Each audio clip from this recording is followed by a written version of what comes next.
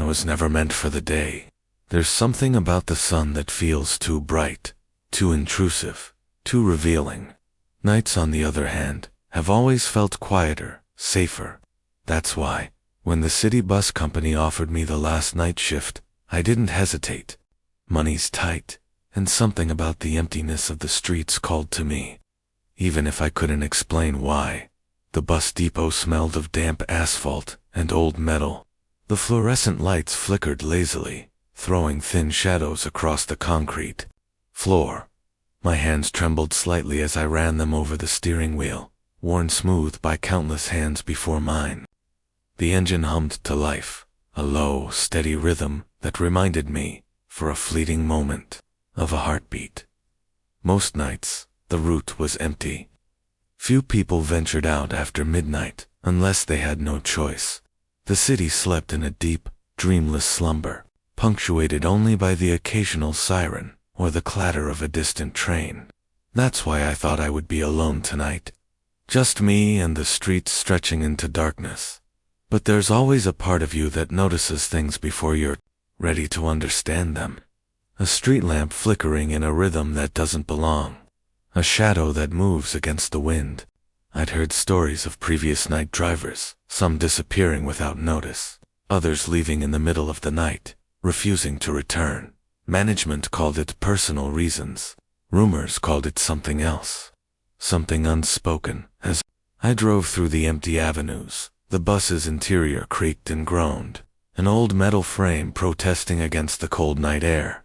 I adjusted the mirrors and tried to focus on the road, but the silence was unnatural, thick in a way that pressed against my chest.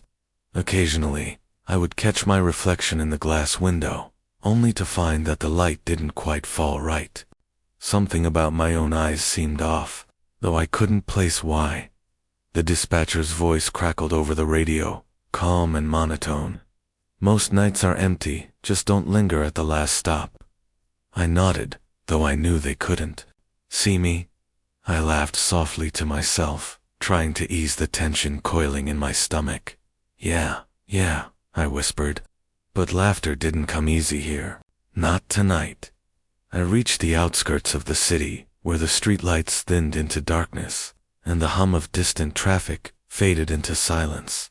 The wind picked up, brushing against the bus with an icy touch, whispering through the cracked windows. That's when I saw it too still, too quiet, waiting at the far end of the platform. A figure, draped in shadow, motionless. My pulse quickened. Something about it felt wrong, though I couldn't say why. The bus's doors hissed open, and the cold night air rushed in, carrying a smell that didn't belong. Damp earth, rust, and something metallic underneath. I felt my hand tighten on the wheel, knuckles whitening. I had a feeling, deep in the pit of my stomach, that tonight wasn't like the others, that whatever was waiting for me at the last stop wasn't alive, and yet, despite every instinct, screaming.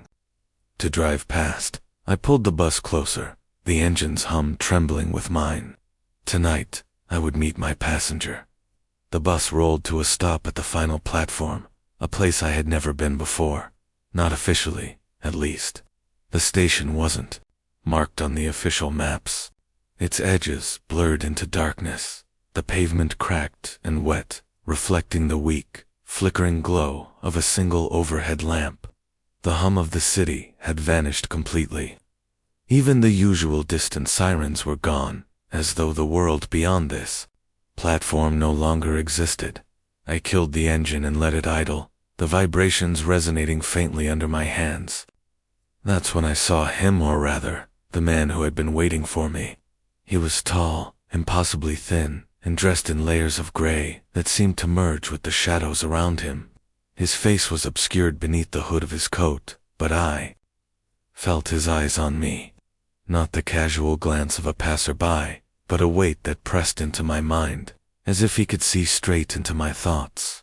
"You're late," he said, his voice calm but firm, carrying an authority that made my stomach twist. I hesitated, unsure whether to apologize or explain, but he didn't wait for either. Instead, he stepped closer and motioned toward the bus. "You'll need to know the rules," he said, drawing a small notebook from his coat pocket. He opened it, flipping past pages that were yellowed and brittle. They're simple, and yet they must be followed. There's no room for interpretation. I nodded, unsure if I should speak. Something about him made it clear that speaking out of turn could be dangerous. He began reading. Each rule deliberate, his voice slow and measured. Never leave the driver's seat while the bus is in motion at night, even if you think it's just a quick step outside. Even a momentary lapse has consequences. Do not acknowledge passengers who do not board through the front doors.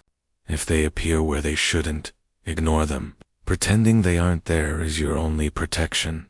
Keep the lights inside the bus dim. Too bright, and it will see you. Too dark, and you might not notice it. Balance is necessary. Do not speak your name aloud after midnight. Words have weight. Some names are heavier than others, and speaking them can summon what is waiting. The rearview mirror is not just a reflection. Do not stare into it for longer than a few seconds. If you do, whatever watches through it will know you, and it will remember. Never stop at the final platform for more than 3 minutes. This is not a recommendation.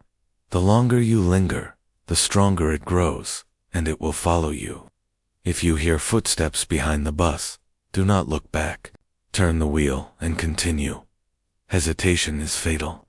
He closed the notebook and placed it back into his coat. The sound of the latch clicking echoed far too loudly in the empty station. These are not suggestions. They are not optional. They are survival. I swallowed hard, feeling a chill creep along my spine. The rules were strange, almost nonsensical, if taken at face value, but the authority in his voice left no room for doubt. He wasn't joking, and I had no reason to think he could be dismissed. Then he did something that unsettled me even more. He leaned closer to the windshield and tapped on the glass with his knuckles. Tonight, you will learn why they exist. Tonight, you will understand.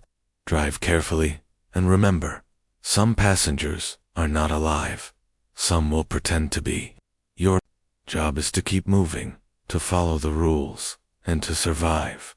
The bus doors hissed closed behind him, and the station seemed to inhale, the darkness drawing in with it.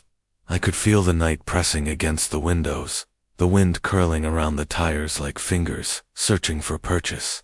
Every instinct in my body screamed to drive away, but I stayed put, clutching the wheel, trying to commit each rule to memory. As I started the engine and eased the bus forward, the man's figure faded into the shadows of the platform. The silence of the city returned, heavier now, as if the world itself had become watchful. My hands tightened on the wheel, and I realized, for the first time fully, that the bus was no longer just a vehicle. It was a cage, a line of defense, and a threshold into something I could barely comprehend. The rules repeated themselves in my mind, each one ringing with a peculiar resonance, a subtle urgency that went beyond simple caution. Every crack of the engine, every flicker of light, every creak of the frame reminded me that the night had its own rhythm and that I had just joined it. The rules were not burdens, they were shields, and somewhere, in the darkness beyond the edges of the road, something waited. Something that cared little for logic or reason. Something patient and very hungry. Tonight, I would learn what it meant to keep the rules. I told myself I was just testing the bus, checking the rear lights. It had been a long shift already, and my hands were stiff from gripping the wheel so tightly. One quick glance into the rearview mirror wouldn't hurt, I thought. Just a quick glance. Nothing more. The moment my eyes lingered on it, though, a shiver crawled down my spine. The reflection was wrong. It wasn't just the empty seats. Behind me, there was a movement, subtle, almost imperceptible, a shadow that didn't belong, sliding across the rows like a whisper. My heart picked up its own rhythm, drumming against my ribs as if warning me to stop. I jerked my gaze back to the road. I tried to convince myself it was fatigue, the long hours, my imagination playing tricks. But the bus groaned under me, a low, almost sentient hum that seemed to resonate from the metal beneath my hands. The streetlights flickered in sync with my pulse, painting long, thin shadows across the floor. I told myself it was coincidence. It had to be. Then came the sound. A soft, almost delicate tap behind me, like fingernails brushing the seats. I froze. The engine's hum seemed too dull, replaced by the echo of that single, deliberate noise. I wanted to turn around, to confront whatever was there, but I remembered the rules, the man's warning. Do not stare into the rearview mirror for longer than a few seconds. If you do, it will know you. My hands tightened around the wheel. I forced my eyes forward, forcing every ounce of attention onto the road, but I couldn't shake the feeling of being watched, of something pressing against the edges of my mind. Every shadow became suspect. Every creak of the bus sounded deliberate, orchestrated. As I rounded a bend, I caught a glimpse of a figure in the back row, pale and still, staring at me. Its presence was almost unreal, blurred at the edges like a reflection in rippling water. My stomach clenched, bile rising, but I told myself, it wasn't real. It had to be a trick of the dim lights, or my exhausted brain. I reached for the dimmer switch, adjusting the interior lights to the faintest glow possible. The figure vanished.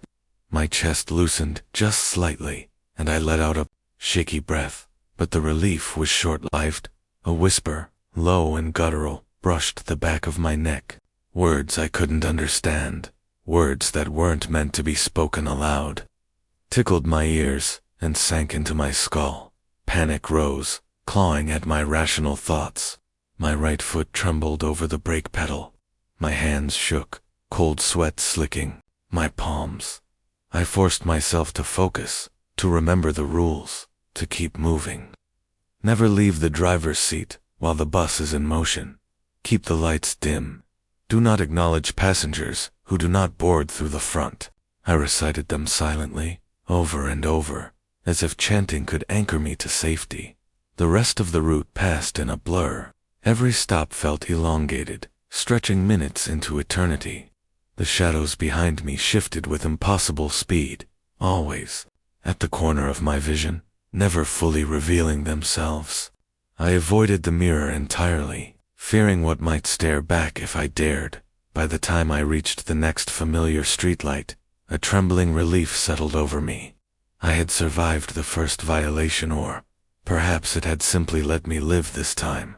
The bus's hum returned to normal, the shadows retreating into the ordinary cracks of the city night. And yet, I couldn't shake the certainty that something had noticed, that it had measured me and remembered, that my disobedience, even momentary, had left a mark. I felt its presence lingering in the empty air, patient, watching, waiting for the next misstep. I gripped the wheel tighter, forcing myself to breathe slowly, but the thought refused to leave.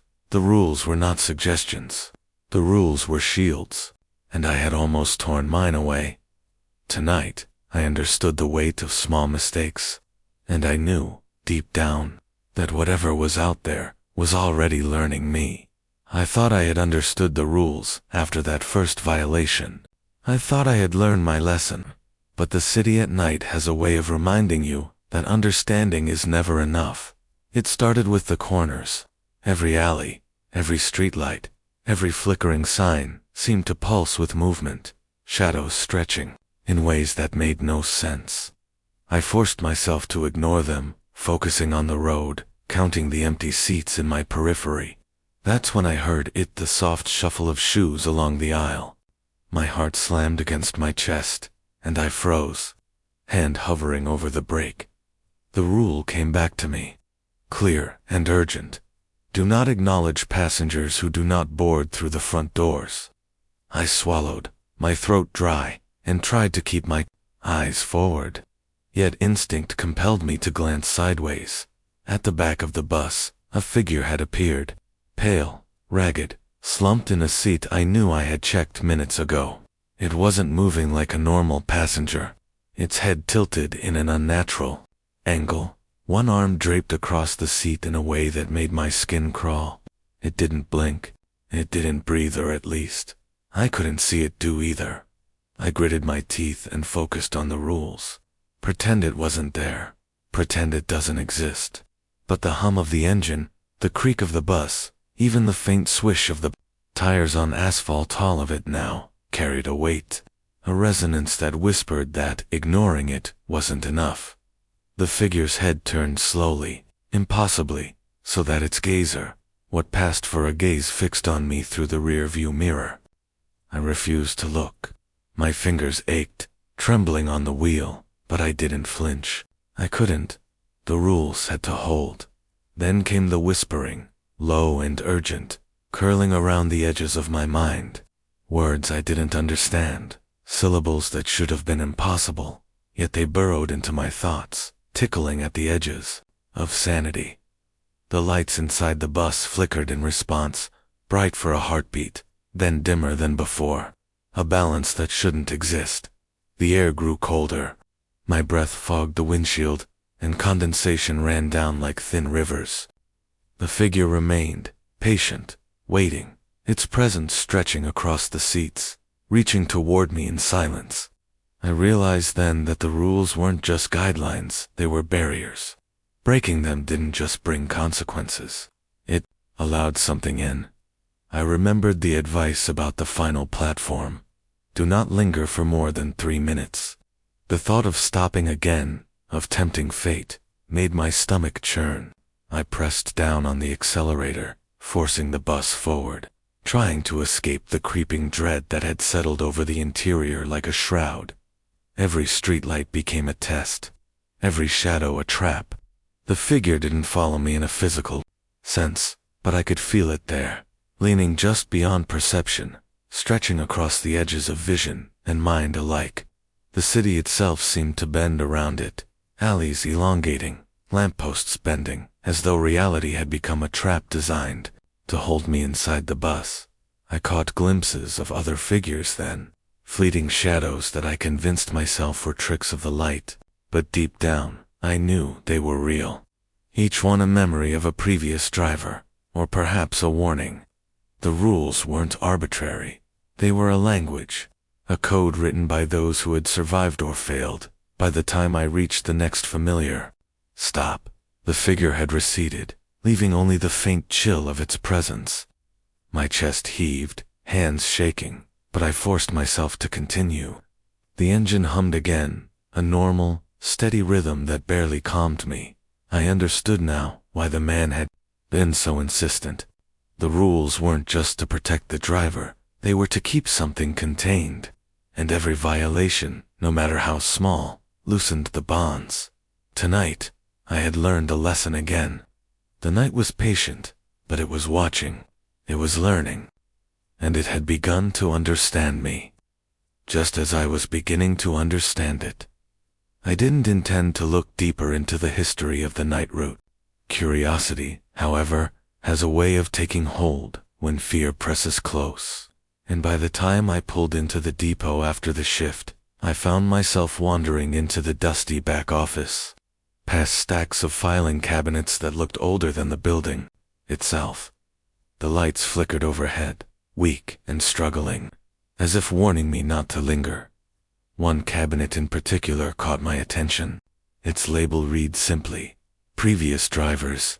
I hesitated, feeling the hum of the fluorescent lights grow louder, almost like a heartbeat in my skull. Inside, I found handwritten logs pages, yellowed and brittle, the ink faded, but legible enough. Names, dates, brief notes. Most of the entries were normal, routine complaints, mileage reports, fuel logs. But some entries stood out, the language urgent, even desperate. Vanished at final stop. Passenger did not exist. I ignored it. They followed. I broke the rules. Never again. It's waiting. The words sent a chill down my spine. Each entry seemed to echo the same pattern. A driver who had seen something, acknowledged it, or failed to follow the strange rules in some small way and then disappeared, or survived with a lingering madness that made them leave the city entirely. The rules were no arbitrary tradition. They were survival instructions. I flipped through more pages, and then I found something different. A small photograph taped to the inside of the folder. It was a man, standing beside the bus at the final platform. His face was pale, eyes wide with terror, mouth slightly open as if mid-scream. Behind him, in the shadows, a figure lingered. Its shape was blurred, but its presence was unmistakable. It wasn't alive, and yet, it watched. A folded note fell from the photograph. I picked it up with trembling fingers. The handwriting was jagged, urgent, almost illegible in places. Do not linger. Do not speak. It learns from you. I failed. I left a mark. Tonight, it will test you. It is patient, but it is precise. Follow the rules, or you will become part of the record. I sat down heavily in a nearby chair, the note shaking in my hand.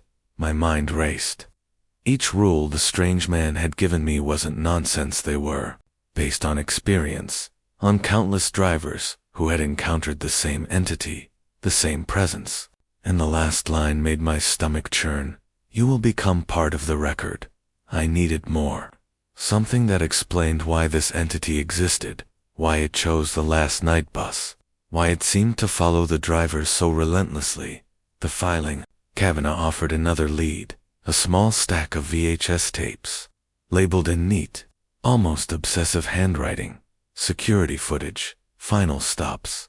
I fumbled with an old player in the corner of the office, dust falling from the machine in small clouds. The screen flickered to life, displaying the grainy image of the depot at night. At first, nothing moved. Empty platforms, flickering lights. And then, like a shadow slithering across the pavement, a figure appeared. I leaned closer, unable to tear my eyes away. The camera caught the bus arriving, headlights cutting through the darkness. And then the passenger, boardador rather, appeared in a seat that had been empty just moments before. Its movements were unnatural, jerking slightly, tilting at angles. That made no sense.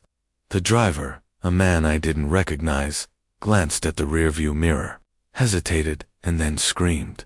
The feed cut, and the next tape showed the aftermath. Empty bus. No driver. Nothing on the platform. Just the lingering shadow, as though it had consumed the man's presence entirely. I closed my eyes, trying to steady my breathing. The files, the photographs, the footage, it all pointed to the same truth. This was not a bus route, it was a trap. The entity existed in the gaps between reality and the city's shadows, patient and intelligent, testing drivers, observing their compliance with the rules, and punishing failure. Somewhere in the back of the office, I noticed a notebook that seemed more recent, less brittle. Opening it, I found a single entry that made me pause. It adapts, it remembers. The rules are not static. Obedience prolongs life, but even perfection cannot guarantee escape. Tonight, another will test it. I hope he survives. My heart raced. Another, that word clung to me like frostbite. I wasn't the first. I wouldn't be the last. The entity had been here for decades. Each driver a lesson, each misstep a mark in its memory. And now, by some cruel coincidence or design, it was my turn. I sat back, the office growing colder, shadows pooling in the corners, as if alive. The files had answered questions, yes, but only to replace them with others, far larger, far darker. Why this bus? Why these rules? Was there any hope of truly surviving the night? I didn't want to know, and yet, I did, because now that I had seen the record, the photos, the tapes, I could feel the entity learning me, too, measuring my responses, my fear, my hesitation. I realized then that knowledge was not safety. It was merely a deeper understanding of the trap I had willingly entered, and the night outside waited, patient, precise, unyielding, as I steeled myself for what was to come. The next night, I approached the depot with a weight in my chest I hadn't felt before. Every step toward the bus felt heavier, each breath colder than the last. The files, the photographs, the tapes, they had all made one thing clear. Tonight, The entity would test me, and I would not be spared if I faltered. I climbed into the driver's seat, hands shaking, heart hammering. The bus engine groaned awake, louder than usual, as if sensing my fear. Outside, the city was empty, silent in a way that pressed against my ears, my skin. The usual hum of distant traffic was gone. The street seemed to curl inward, narrowing, guiding me toward the same final platform where the man with the rules had appeared at first. The route was normal, or as normal as it could be. Empty streets, flickering streetlights, the quiet rhythm of the tires against asphalt. I recited the rules silently, each one a mantra to keep the terror at bay. But the first anomaly came sooner than I expected. A figure appeared at the rear of the bus. Pale, limbless in movement, but unmistakable. It didn't walk. It glided, sliding along the floor like mist, yet leaving impressions as though it had weight. I tried to ignore it. I reminded myself, do not acknowledge passengers who do not board through the front doors. But the presence was relentless. Its gaze, or whatever passed for eyes, pressed into my skull, forcing my mind to recoil. The whispering began again, louder, sharper this time. Words unintelligible, yet heavy with menace. The bus shuddered as if responding to its presence, the metal frame groaning and creaking unnaturally. I gripped the wheel, knuckles white, and forced my eyes forward, but the shadows around the seats seemed to ripple, stretching, moving against the bus's motion. I realized, with a sickening certainty, that the entity was no longer content to remain distant. It was learning, adapting, testing me in ways I had never imagined. I reached for the dimmer switch, lowering the interior lights to the faintest glow. The figure receded slightly, only to reappear closer to the middle aisle. My heart threatened to explode. Every instinct screamed at me to stop, to run, to abandon the bus entirely, but the rules, etched into my mind, forbade it. Then came the sound that made my blood run cold. Soft, deliberate taps on the ceiling, moving from front to back, rhythmically, as though counting the seconds until I failed. I swallowed, gripping the wheel so tightly my knuckles burned. The whispering turned into laughter, or something that mimicked it, sharp, high-pitched, unnatural. My reflection in the windshield flickered, distorted, showing not just my face, but glimpses of something behind me that should not exist. The first real attack came as a sudden lurch. The steering wheel jerked violently, almost pulling the bus into a street lamp, though the roads were empty. I slammed my hands against the wheel, heart in my throat, trying to maintain control.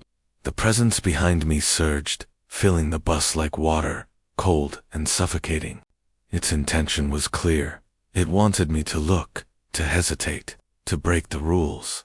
I forced myself to keep driving, repeating the rules under my breath like a lifeline. Do not leave the seat. Keep the lights dim. Never look back.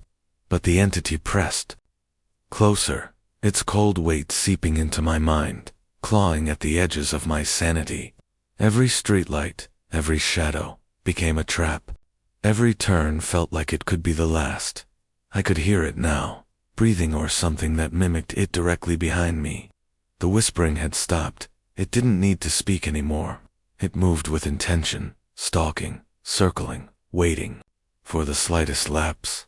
My chest ached from the tension, my hands slick with sweat, the wheels slippery beneath my grip. The bus's engine faltered, coughing, and the lights inside flickered violently. In that instant, I saw it fully, a pale, elongated figure, limbs bending in ways that should have been impossible, its face a blurred mask of shadows and teeth. It reached toward me not physically, but in a way that invaded my mind, a psychic weight that pressed against my thoughts. I slammed the dimmer to the lowest setting, forcing my focus forward. The figure recoiled slightly, hissing, then melted into the shadows again, patient, waiting. My pulse thundered in my ears. I understood now.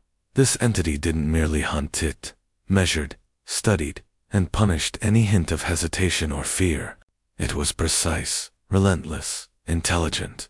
I continued down the route, clutching the wheel, reciting the rules like prayers.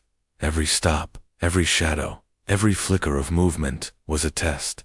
I survived the first encounter only by remembering, by obeying, by suppressing every instinct to look or to speak. And I knew, with a deep, cold certainty, that it would not be content with that alone. The night stretched ahead, endless, heavy with the knowledge that survival was not guaranteed. The entity had made itself known, and now it was patient, stalking, calculating. I was no longer merely a driver. I was prey, and it would not let me forget it. By the time I returned to the depot, dawn was only a pale suggestion on the horizon. My hands were raw from gripping the wheel, my body trembling as though I had run miles instead of driven hours. The bus felt heavier somehow, as if it had absorbed the tension of the night and now carried it within its metal frame. I thought I might finally be safe, at least until the next shift. But safety, I learned, was a fragile illusion. The one who had given me the rules was waiting in the dim corner of the office, or at least, I thought it was him. The shadows cloaked his figure, and the hood of his coat was drawn low, hiding his face. "You survived," he said softly, almost approvingly. I wanted to ask how, wanted to demand answers, but something about his presence made my voice stick in my throat. "You did well," he continued. "Most fail within the first 2 nights." Most his words trailed off, replaced by a shuffling sound behind him. I turned, expecting the empty office, the silent stacks of files. Instead, he was gone. Just like that, vanished, leaving only the faint smell of damp earth and something metallic. Panic surged. I stumbled backward, heart hammering. My eyes darted across the office, scanning shadows, searching for him. And then I noticed a folder lying open on the desk, one I hadn't seen before. The pages inside were filled with notes, diagrams, and names I recognized from the previous driver's logs. But among them were new entries, all written in a hand I didn't know. The final entry froze my blood. Tonight, he learns. Tonight he becomes the record. I slammed the folder shut, turning to the corner where the man had been. But he was no longer human. Not entirely. Shadows clung to him, writhing, stretching across the floor, like living things. His voice, when it came, was layered, echoing as if several several entities spoke at once. "You think I guide you?" the voice hissed. "I do not protect. I do not save. I observe. I document. Every misstep, every feeds the record. And you will be added." My stomach lurched. The realization hit like ice. The man with the rules was not an ally. He was part of the system, part of the trap I had willingly entered. His instructions had kept me alive, yes, but only to a point. Only long enough to be measured, studied, marked. The shadows on the floor coalesced, forming shapes I couldn't identify, reaching, grasping, patient. I felt them press against the edges of my mind, and I understood, finally, that the rules were never meant to guide me to safety. They were meant to test me, to prolong my exposure, to feed the entity's hunger for observation. I took a step back, tripping over a chair, my hands brushing the metal filing cabinets. The sound echoed unnaturally, magnified in the office's oppressive silence. And then, in a sudden movement, too quick to track, the menor, what remained of him, was upon me, leaning close, his voice a whisper that sank into my bones. "Every driver is temporary. Every record is eternal. Some nights, they survive. Most become the lessons for the next." I stumbled, heart hammering, and the office door slammed shut behind me. The shadows thickened, pressing closer, wrapping around the corners, stretching along the floorboards. The man's laughter, or what I perceived as laughter code in the small space, a sound that didn't belong to any human throat. I backed away, realizing that my survival so far had not been due to caution or skill. It had been orchestrated, measured, and documented. The mentor I had trusted, the man who gave the rules with solemn authority, was not a guide but a guardian of the system, a human interface for a force far older and far more patient than I could comprehend. And now, I was part of his experiment, part of the record. My fear, my hesitation, my every move logged, observed, studied, waiting to be folded into the entity's growing knowledge. I swallowed hard, trembling, and understood the final truth. Obedience prolongs life, but trust is a lie. The man had never been my ally.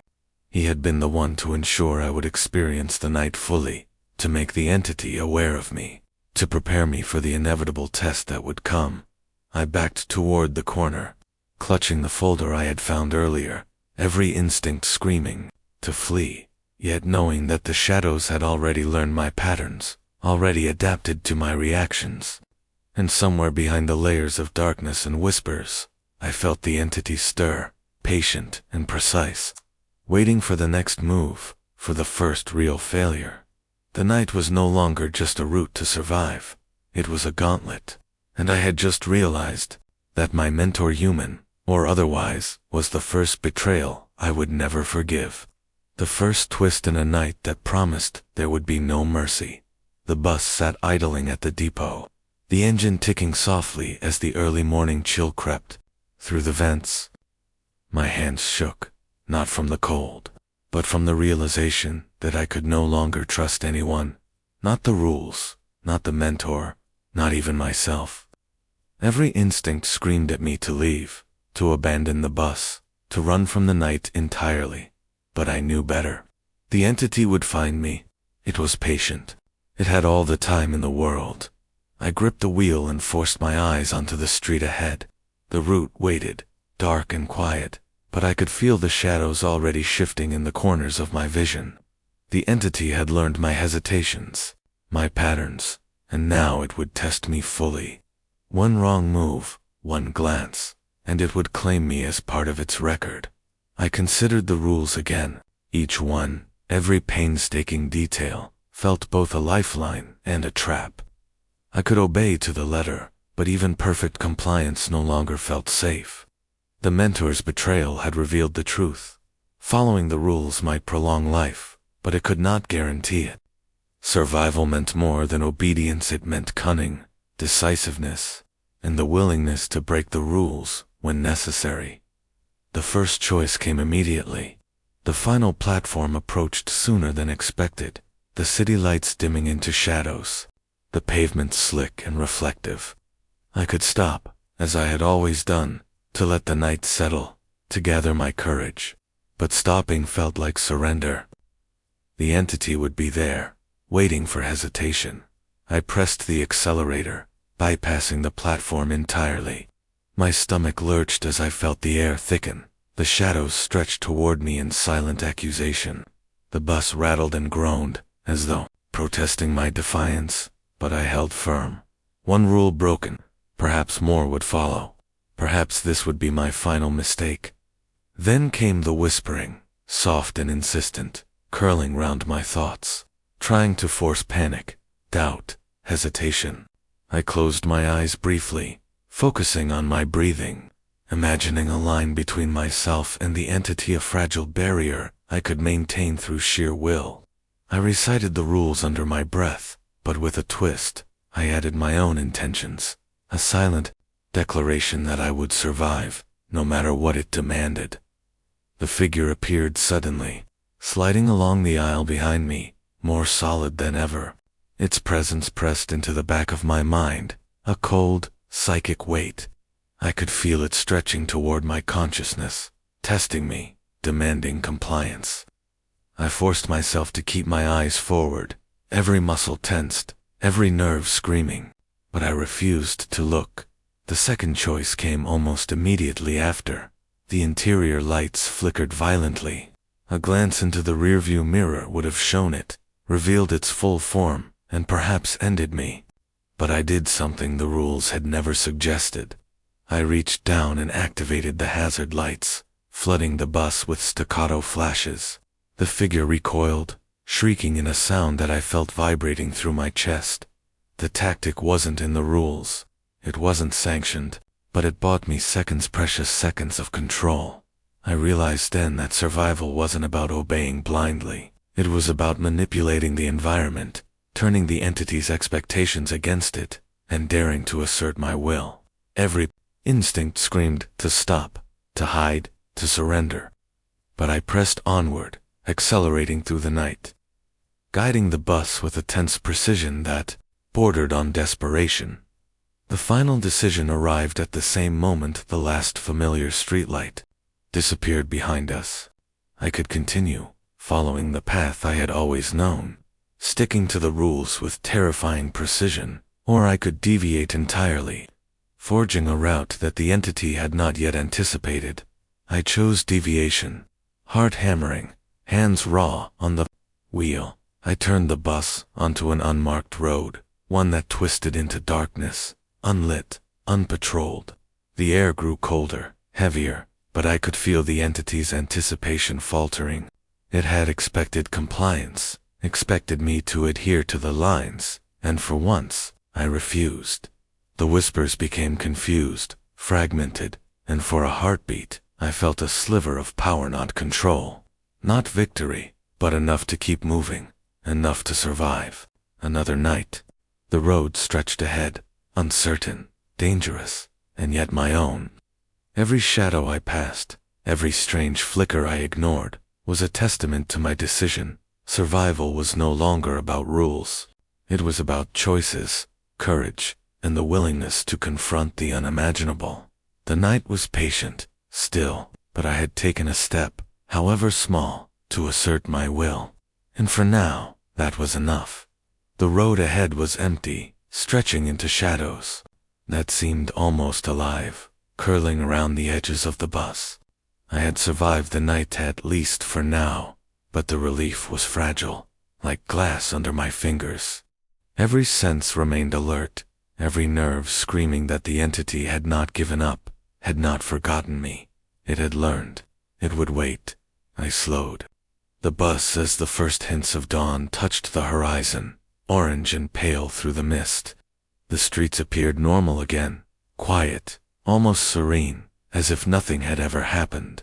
My pulse still thundered, hands slick with sweat, gripping the wheel as though letting go would invite the darkness inside. And then I saw it at the corner of a side street, partially hidden by shadow, standing perfectly still, a figure that should not exist, watching. I froze. For a moment, I thought it was a trick of the light, a residue of fear from the long night. But deep down, I knew better. I blinked, and it was closer. The air inside the bus grew heavy, thick with anticipation, pressing against my chest. The whispers returned, soft, deliberate, and unmistakable. Welcome back. A chill ran down my spine. The rules, the mentor, the logs, the recordings, all of it had led me here, and the realization struck me like ice. Survival was temporary. The entity was patient, eternal, and it measured life like a scale that could tip in a single moment. I had escaped its immediate grasp, yes, but I had not escaped it entirely. The streetlights flickered, the shadows twisted, and I realized that the bus route had changed while I drove. Roads I didn't recognize stretched into darkness, as if the city itself had shifted around the entity's will. I had thought I had deviated, that my choice had given me advantage. But this was not a city constrained by reason. It was a stage for the patient, precise, and immortal presence that had haunted my nights. I pressed the accelerator, hands trembling, eyes fixed forward. The whispers continued, echoing inside my skull, promising a return, a reckoning I could not avoid. And in that instant, I understood fully. The night never truly ends, and the entity never forgets. The rules are not protection, they are the illusion of safety. A cruel game designed to ensure that those who survive tonight will be tested again, tomorrow and the night after. The bus rolled into darkness, engine humming, tires whispering over asphalt that seemed endless. I could feel the presence behind me, patient, waiting for the next mistake, the next glance, the next hesitation. Survival was fleeting. Escape was a lie. And the record would grow, one driver at a time, as the city disappeared behind me and the shadows thickened. A whisper lingered in my mind, chilling, deliberate, and unmistakable. You will drive again. And I knew it was true.